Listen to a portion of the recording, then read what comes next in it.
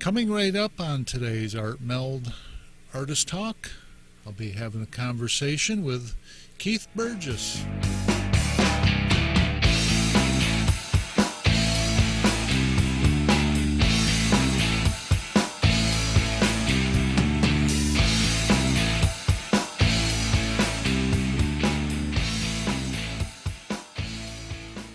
Well, hello everybody, it's Rick Packer. Hey, before we get into the show today that I had with Keith Burgess, just wanted to mention that I am an affiliate with Blick Art Materials, so if you do need art materials, will you please purchase them in through my website? It's real simple, it's painless, and you're not even going to know that you supported me because I'm an affiliate with them. So all you have to do is just go to my website, artmeld.com, and go near the bottom of the page there and click on the Visit Now. This will take you up to Blick Art Materials. Click the Visit Now. Get up to Blick Art Materials, do all your shopping, fill that cart right up to the brim, and then check out. And that way you'll be helping to support me with my endeavor to help the artists out. You will get your art supplies. I'll get a little kickback, and Blick Art Materials will make a sale too. So it's a win all the way around. Really appreciate it. Thank you. Okay, I have my guest with me now, Keith Burgess. And for some reason, Keith, I want to say Burgess. I don't know why it is, but it's Burgess, correct? Yes, that's the way my family has always pronounced it. You can say you can pronounce it however you wish. I don't know why I want to say that. It's in my brain for some reason. But I catch myself now. Okay. But so let's say you're down there in Georgia, correct? Whereabouts in Georgia are you? I'm about an hour and a half north of Atlanta. I'm going to get into some of your back history. Reading down through in some of your bio there, and you have a BA in the arts, business of arts. It's a Bachelor of Arts. Yeah, or bachelor. I'm sorry. I wouldn't say business. But let's get into that a little bit. I've always curious. I've heard that abbreviation BA, and I didn't know what meant Bachelor of Arts, but what all does that entail? It's a general liberal arts education. Okay. And then you have a major and a minor, or however you want to do it. In getting your BA, what all does that encompass as to far as getting that degree? A lot of like different, what types of study? I mean, it's in the arts. I could imagine, but can you talk about that a little bit? Okay. Well, I got my BA degree in 1973, and of course, it was a lot different then than it is now. You had to have so many hours of this and so many hours of that. Your major and then your minor, and then you have to have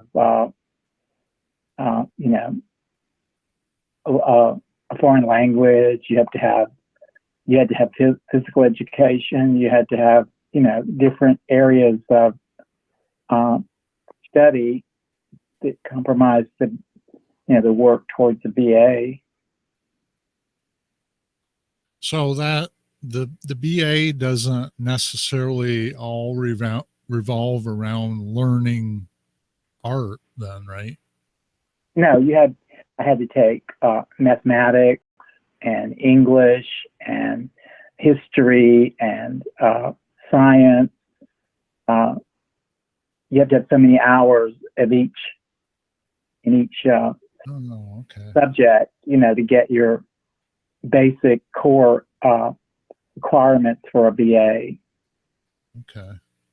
Plus your major or whatever. Okay. Yeah, I was always curious. I be honest, I didn't know what it really encompassed. I just didn't know. Yeah, it's a 4 year degree. I mean, uh, I, you go to college basically for 9 months for four out of each year for 4 years. And the people usually took the summer off. I think my last year I didn't take the summer off, so I graduated, early. But I still had to go back, in the spring to pick up my diploma. I was reading in your about page on your website there, which I want to mention is keithburgessart.com, and it said there that um, you had a long career as a graphic artist and illustrator for a major publishing corporation in Atlanta. What what what all did you do when you were working with them? I found that kind of interesting. A lot of I I diff- did. I'd rather not get much into that, other than the fact that it's my part of my history. I, I designed print advertising and did illustration and that sort for advertising, print advertising like ads. okay. And so it was, I enjoyed what I did, but it was just a part of my life that involved artwork in some respects. So, but my desire and my heart was always in the fine art. Yeah. Now, um, just kind of vaguely in working in under them. I mean, you just they probably give you stuff to work on, and I don't know how exactly that works, but do they just kind of tell you what a client wants or a customer wants, and you just kind of worked on it, or what? Yeah, Is yeah, that how it worked? yeah. Okay. The sales people sold print advertising, and then we would have to design the ad and Oh, okay. for print. About when was it that you worked? Did that year? What? I started in '73 and I retired in 03. So I worked 30 years to Oh, get my retirement benefits, and then I left to do my fine art full time. that's a long time. 30 years. Jeez. Yes, but the last 10 years at least, I was working on my fine art in my spare time on the weekends and vacation Mm. time. And, at night I was working on my fine art on the side. So now you're doing, you got all the main job out of the way. Now you're really doing what you really enjoy doing, right? Correct. After doing that in the the commercial arts, you left there and then you started to pursue the fine art career, it says, on a serious level in the early 90s, and you began studying and with nationally renowned artists on a regular basis. Who were some of them artists? You Um, recall right offhand, or there was David. A lot of them were artists who taught at the Art Students League in New York, who would do workshops around the country, and I would do these week-long intensive workshops with artists like um, David LaFell, Greg Kreutz, uh, Jerry Wise, um, Albert Handel, to name a few. So a lot of other artists that now these are really pretty well established artists then. Yes. Hmm. Were they mostly like what type of medium did they teach you, or did you learn all different types, or just oil, or Mainly, these workshops were mainly in oil and mainly in oil, yes, because that's the medium that I basically settled on, that I responded to well and expressed myself the best in. I've tried, pastel, watercolor, um, and acrylic, but I've settled on oil pretty much as my medium of choice. let me ask you, why did you choose kind of settle with oil? Is there any real reason, or just like it, or I like the fact that it doesn't dry quickly. I yeah, like the fact that you, unlike watercolor, it's easy to correct your mistakes. Uh, you just scrape it off and paint over it, whereas it's more difficult to do in even in acrylic because it dries so fast. yeah, I know there's retarders that you can work with, to work to allow more time for acrylics to set up. But if I'm going to do that, I'll just as soon work in oil. yeah? Have you ever tried the water-based oils? Yeah, yeah. Do you like them? It's not for me, but I'm not. It just I like traditional oils better. Uh, I don't have a problem. A lot of artists go to that because they become sensitive to the chemicals, the Yeah. sensitive to the solvents, and but so far that hasn't happened to me. So I just stay with the traditional aspect of oil paint. Now you do mainly plein air type painting, right? Or Yes, I do. I do a little more plein air than in the studio, but not a great amount more. I do both basically. okay, so you might go out on a plein air painting outing or something, and start one, and maybe finish it up at the studio. Is that something you might? Yes, yeah, both. It's a lot of different degrees of completion. Some I finish totally on site. Some I finish half on site and then go in the studio, and some I almost finish and then do a little touch up in the studio. So it's varying degrees of plein air finish on my art. Have you ever heard it said that a painting is never really done, or finished? Oh yes, and that's so true. Yeah.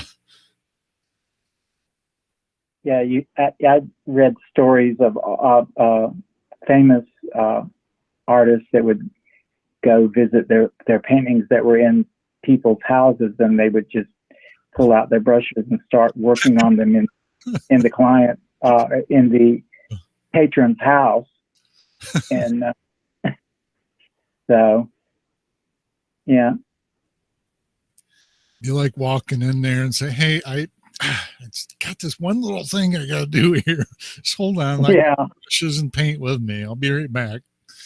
yeah, especially the older paintings that I see, and I cringe. I want to grab them and do some correction on them, but it's part of being an artist.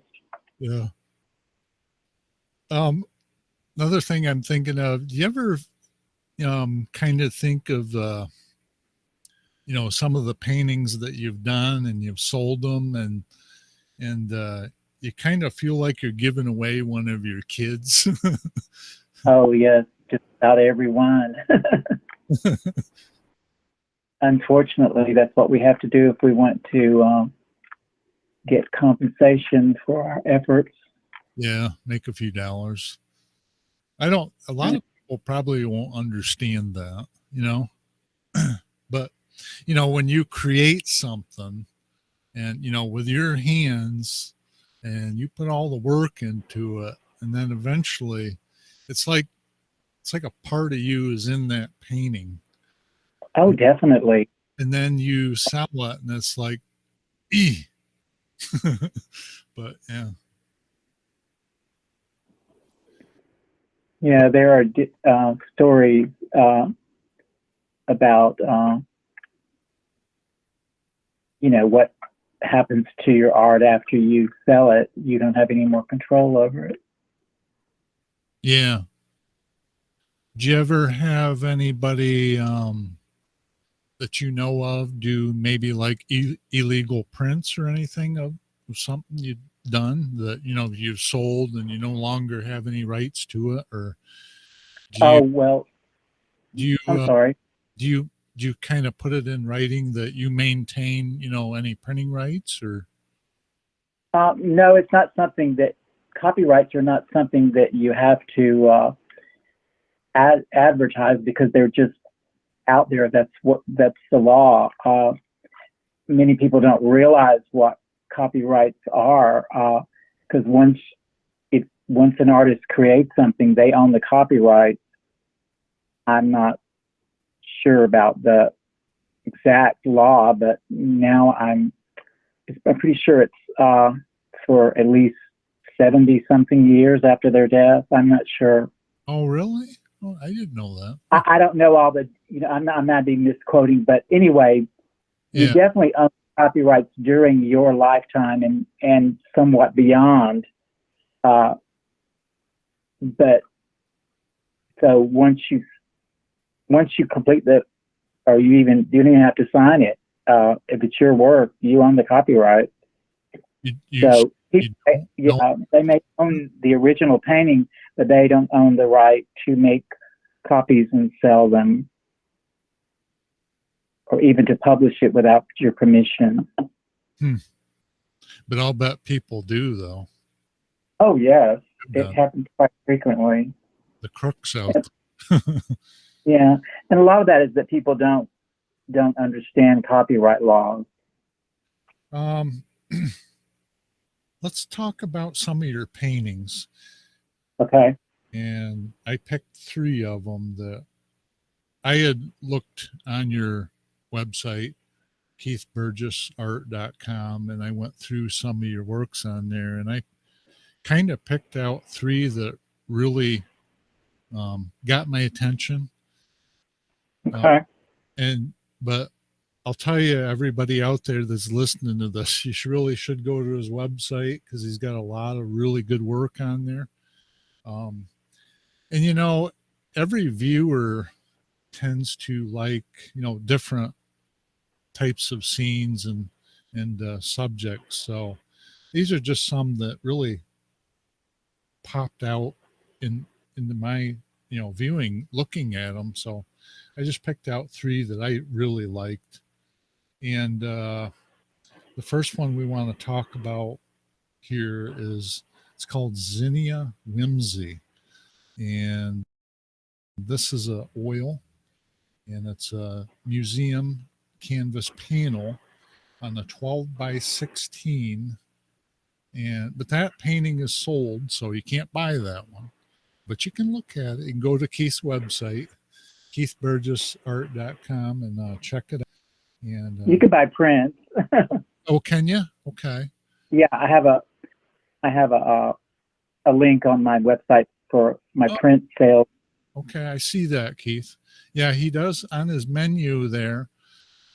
If you're looking at on through the um, computer monitor, it says prints, and if you're on your phone, you're gonna click on that little they call that a hamburger. It's like a menu, and you'll find the prints area there, so you could purchase a print of that. But I really like that one, the Zinnia Whimsy. Is there is that one that you might have started outside in a plein air? Or? Yes. If you'd like for me to talk about how that painting came about, I'll be happy to. Yeah, I'd love to hear. Okay. All right. Well, there's a flower farm not far from where I live, that grows flowers, cut flowers for florists or different uses of flowers. And I don't know if I can give their name or not, but anyway, Whimsy came into the title. And those, of course, are zinnias. So I put the Whimsy in with the title. But the wonderful lady who runs the nursery there loves inviting artists out to paint. And there's a local group called the Hiawassee Plein Air Painters that we started, and we all go to different locations and paint plein air. And for those who don't know, plein air comes from the French term en plein air, which means in the open air, which was popularized by the French Impressionists mainly. Now, do you like it being called plein air or fresh air? They call it fresh air too. Yeah, what I've always heard is plein air. Air, yeah. I was just curious. So anyway, it's a flower farm, and I went there one morning to paint with the group, and I started on this painting. The zinnias were just really beautiful and colorful, and so I started painting then. And so this painting was done in 2 sessions. Like I went there one morning, and then I went back the next morning at the same time, so the light would be similar, so I could finish it. So I didn't get quite finished the first day. So generally, I don't do that. I just do the plein air painting all in one session, which is called alla prima, which is an Italian term meaning at the first. So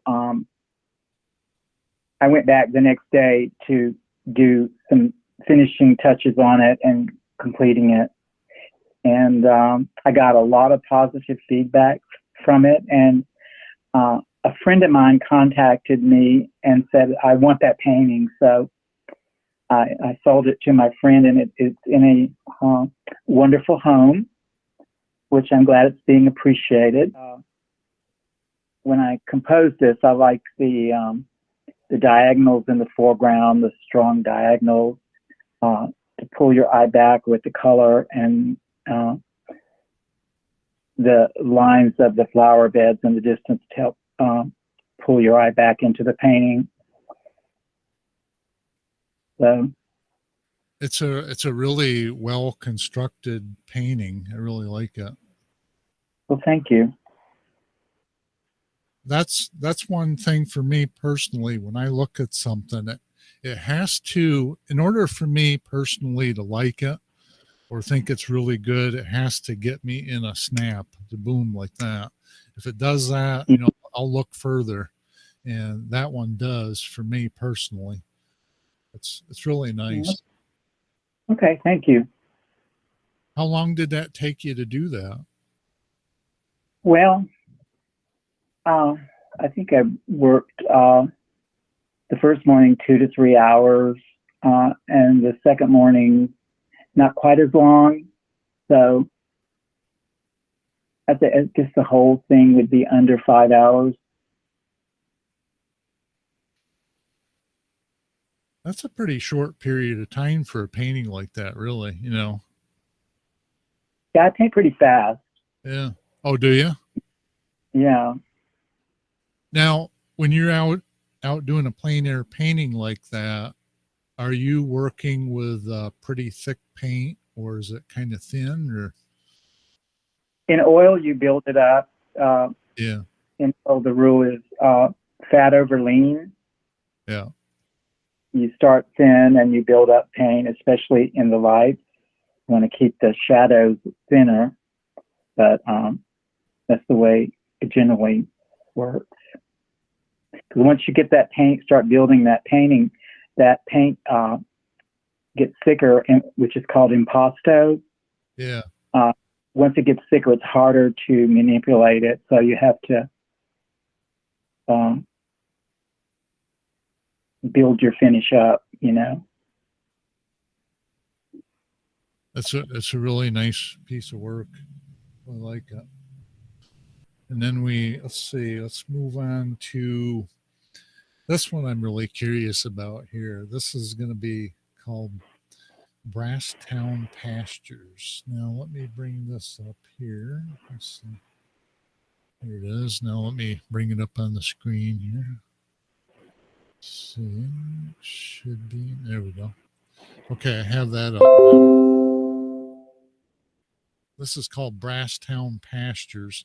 Before we talk about the painting, how did you get that name, Brasstown Pastures? I live near the North Carolina border, and not far across the border is a folk school, John C. Campbell Folk School, that teaches Southern Appalachian arts and crafts, like painting, everything from woodworking to basket making, to quilting, and folklore, and all these different Appalachian things of Southern Appalachian, the rural community. So anyway, they have a farm there, and these pastures kind of surround the folk school, and so they had the hay bales there, and I just liked this scene that I came upon, and I liked, of course, I like painting hay bales, and so I worked with the scene to make it an interesting composition. Yeah, and that was where we went not too long ago, in June, with the Hiawassee Plein Air Painters to paint one morning. Let me see. So anyway, the town is called Brasstown, North Carolina. Oh, okay. So that's just the title that I came up with to put the location in with the title of the painting. Boy, if you don't have a really good design or composition, they're both the same thing, but I call it design. If you don't have a really good design with a piece of artwork, it's really, you really got to make a person's eye want to look at the piece of work, and it's got to have a lot of good elements of design in there also, in order for, a person to really want to look at it. That's really, really nice. That's something I really love, is hay bales. I don't know what it is, but I've done a few paintings myself of a few hay bales. It's just something about it that, like if you're driving down a back road and you see some round bales or some square bales out there in a field with some cows or whatever, it just, I don't know, I get such a sense of peace out of it. Yes, I do too. It's like, I can't explain it. It seems weird, but did you, in doing that painting though, is that exactly the way the scene was? No, not exactly. I mean, as far as the alignment of, like your hay bales and that, or did you add any? No. One of your jobs as a painter, you don't always come upon the perfect composition. You have to Yeah. build from what you see, but you have to know uh, the logistics of how to do it. So like the hay bales were not that uh, close together; they were more spaced out, Oh, okay. uh, and so there's parts about the lay of the land that I changed a little bit, Yeah. and there's some things that I edited in and out of the scene, like some vegetation that was on the right. I didn't feel like it was necessary for the composition. I didn't want it to fight with the bales as being a focal point, Yeah. and I kind of moved the shadowing that was on the ground there from the trees that the tree was casting. I kind of changed that just a little I made it a little, wider and thicker to help not break it up so much, not break up the shape so much. So, We talked about this right here just a little while ago, but do you feel like you should have done something just a little bit different in there or no? Or do you think if it uh, kind of nailed it the way you wanted? no, I don't think I nailed it, but I think it's it's acceptable. Yeah. There's not much I would change. No, I'm pretty satisfied with it. Yeah. I think that's all you really have to be, just satisfied that it, turned out the way you wanted, really. Yeah. Really good painting, though. And then let's move on to this next one. I really love this one. Jeez. Um, Gosh, I like this one. This one is Pond Road. Let me bring that up just a minute here. Let's see. And here we go. There we go. That should be, there it is. Really nice painting. I really like this one. And this one right here, when I first seen this, I thought, oh, I love how the it's so high key, you got the bright, the dark, and you almost feel like you should have sunglasses on looking at it. It's really bright, and that's something Really? really, yeah, I really like that about that painting right there. And I love The the light, yeah, the light really inspired me that morning. I went on a painting trip with my good friend. She's also on Facebook. Can I say her name? sure, yeah, Brenda Kirkwood Pinnick. okay, She's also on Facebook. She's a wonderful artist, and we did a trip to South Georgia together. And we were painting and doing photography and just having a great time together.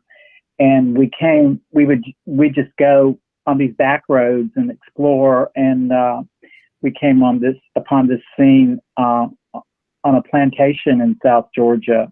I don't remember the name of the plantation, but I saw this and I just fell in love with the scene and the way the light was coming through the trees. yeah, It was so bright and so intense, and the way that it fell, the shadows fell on the road, and the way the light affected the coloring of the road. Of course, the photograph is not as quite as true as you never can get all the coloring and all the coloring right in a photograph of now a painting. you did that plein air or you did that from a photo? I did this from photos. Okay, This is a 30 by 40 inch, and I don't usually work that. I don't ever work that big out in the field. So I okay. did this one, photographs and from my memory of the scene. So you normally do smaller paintings when you're out doing a plein air, you know, Right, because the light these- changes for yeah, me. There are artists that take a huge canvas outdoors. That's not me. That's not something that I really want to deal with. yeah. So I'd rather do a small study, plein air, and if I don't, not satisfied with that, I'd rather, if I'm going to make a larger painting, I'd rather do it in the studio from the plein air painting. I wanted to mention to the listeners that this painting is available, correct, Keith? It's Yes, it is. available. And you can buy that right from Keith. Just go to his website, keithburgessart.com. And boy, that is a really nice painting. I really like that. It's just grabs my eyes and Yeah, just pulls them right in there.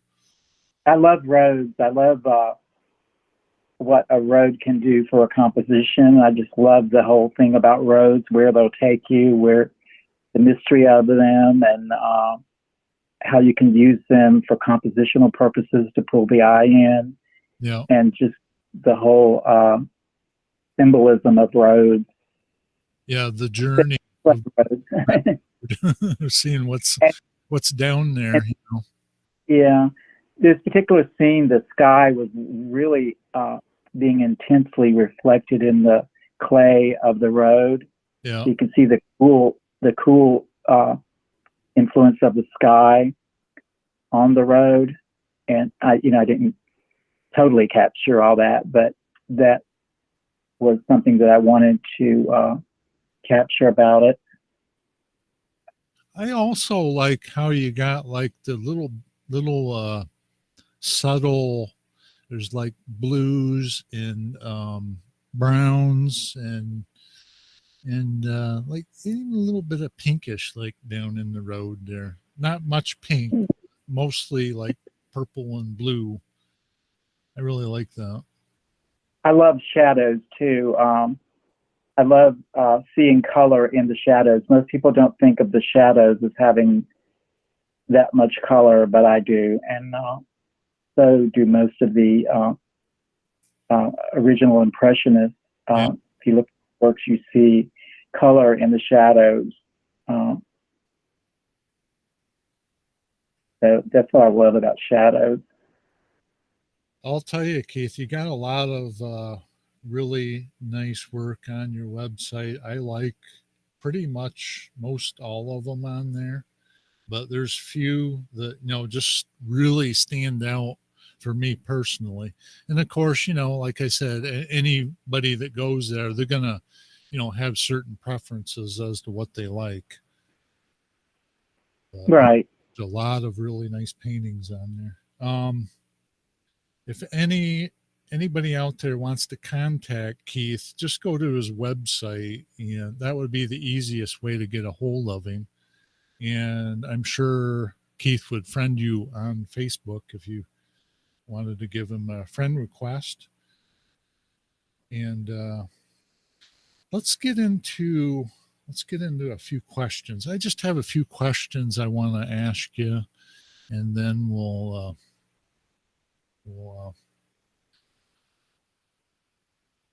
end the show here in just a little bit. But I just found some kind of random questions. Um, do you do custom paintings? Do you do commissions?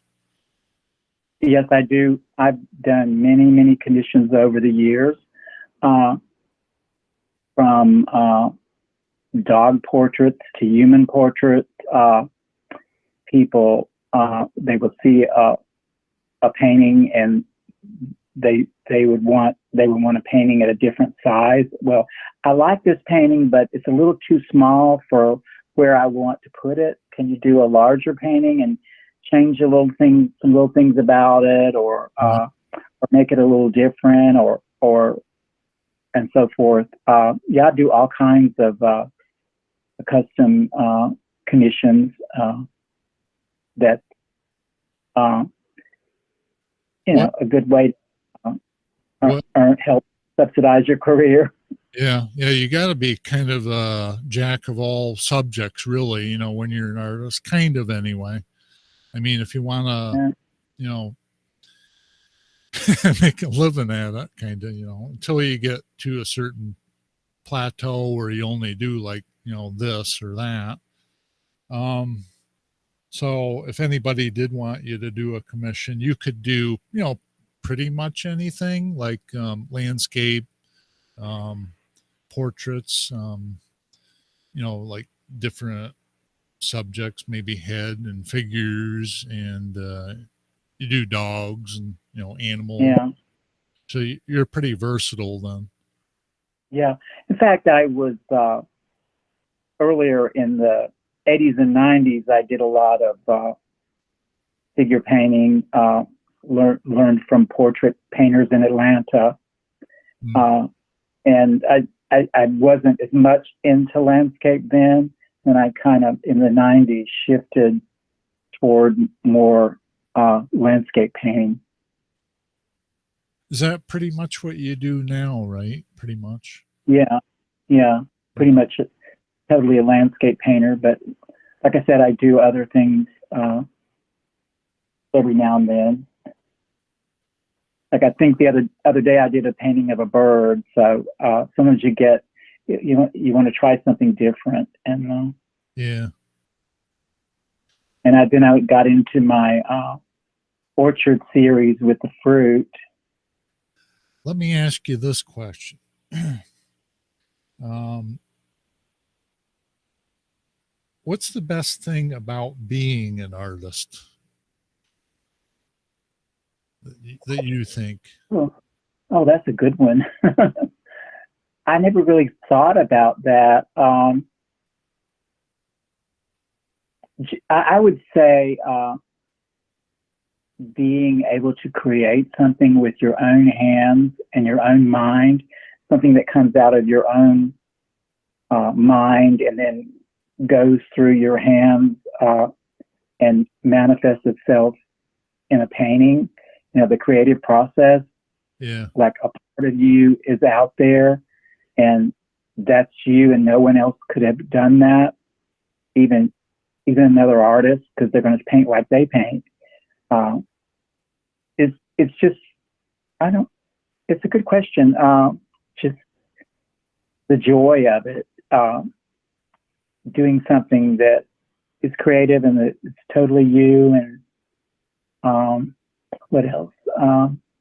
There's a lot to answer in that question, really. Yeah, there is. It's a really good question, but I Have you? would say mainly, sir. Go ahead. Go ahead. I would say mainly the biggest joy of being an artist is the creative, being able to create something that's that's out of your own mind, your own abilities, your own. Uh, it's totally and uniquely you. Yeah. Have you ever, you know, let's say you're out there doing a plein air painting. Let's say you're doing this pond road. I mean, I know you did that from a photo, but let's say you're out there doing a plein air. You're doing a smaller version of this. Um, have you ever tried like any type of meditation, or could this be like a maybe a version of meditation, when you're painting something like that? You think, or what do you think? Most most definitely, you hit the nail on the head. Especially painting on plein air, being out in nature. Uh, is a form of meditation. It's a spiritual experience, which to me has nothing to do with God or religion. It's just totally a spiritual experience. And just painting alone by yourself in the studio is an act of meditation. Uh, and all my worries and troubles are just forgotten about. It's like going into another plane of being, Yeah. another. Uh, you have like almost like an out of body experience sometimes. So yes, definitely, it is a form of meditation, in my opinion. It makes me think of, kind of like, I know exactly what you're talking about because, I am an artist at heart. I have done quite a few paintings myself, so I know exactly where you're coming from. Um, Good.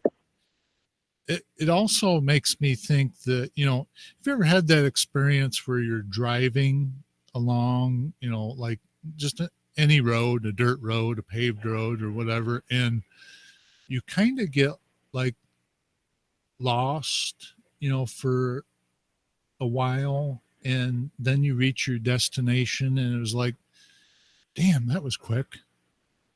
Yeah. I don't know if you know what I'm talking about, but Yeah. Hopefully you don't. Hopefully you don't get too lost, or yeah. you'll wind up wrapped around a tree. But you know what I mean? You just kind of lose track of time. The driving, the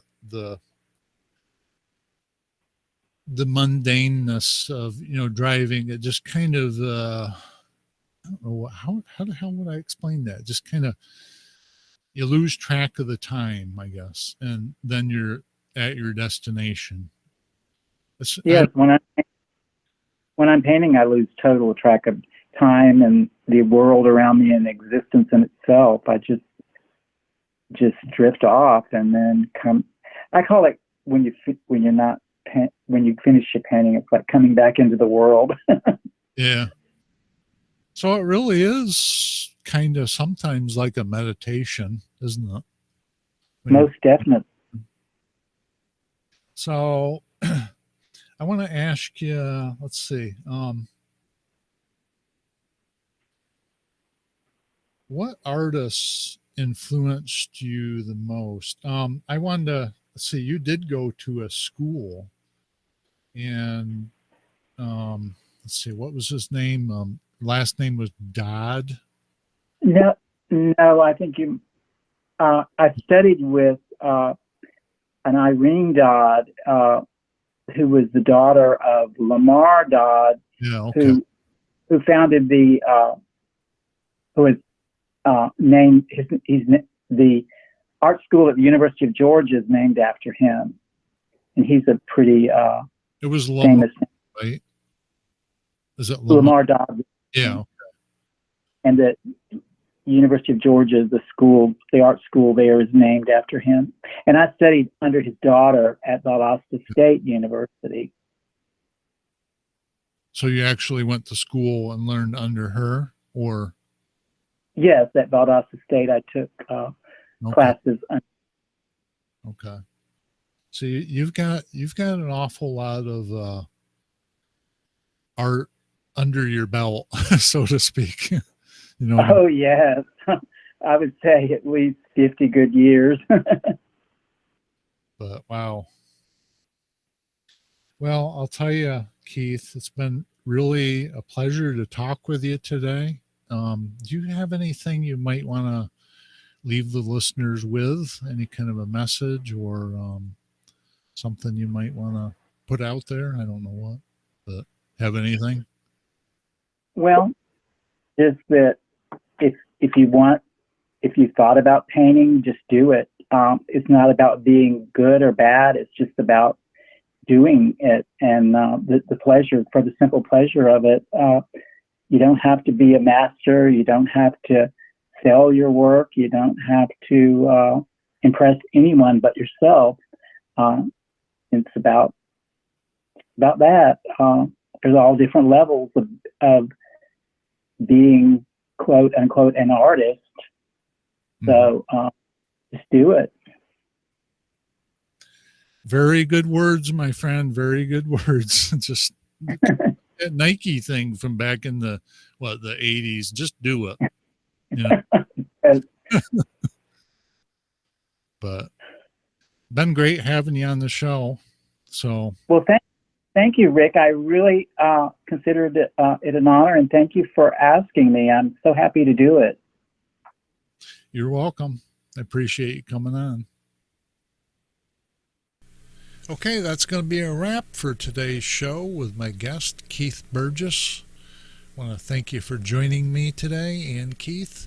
And don't forget to go to his website, keithburgessart.com. And please, if you do need art supplies, don't forget to purchase them in through my website, artmeld.com. Just look for that bottom banner there, click it, and you'll be helping to support the show. Really appreciate it, and we'll see you next time.